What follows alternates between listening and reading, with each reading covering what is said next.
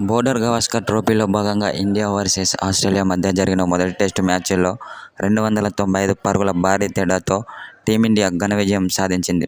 దీంతో 5 టెస్టు సిరీస్లో భాగంగా 1-0తో లీడ్లో ఉంది టీమిండియా. అయితే అనంతరం టీమిండియా ఆటగాళ్లపై కీలక వ్యాఖ్యలు చేసిన Australia star player David Warner. ఇప్పుడున్న ఫామ్లో టీమిండియాను ఓడించడం ఏ జట్టు వల్ల కాదని డేవిడ్ వార్నర్ అన్నాడు. ఎందుకంటే టీమిండియాలో అటు బ్యాటింగ్లో, ఇటు ఫీల్డింగ్లో, అటు బౌలింగ్లో చాలా అద్భుతంగా రాణిస్తున్నారు. కాబట్టి ఇప్పుడున్న ఫామ్లో టీమిండియాను ఓడించడం చాలా కష్టమని అన్నాడు. ముఖ్యంగా టీమిండియా బౌలింగ్ చాలా అద్భుతంగా ఉందని అన్నాడు.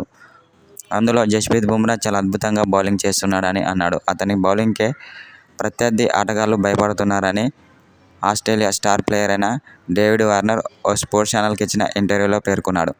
అనంతరం అతని యొక్క బౌలింగ్పై ప్రశంసల వర్షం కురిపించాడు. ఇలాంటి బౌలర్లను నా క్రికెట్ చరిత్రలోనే చూడలేదని అన్నాడు.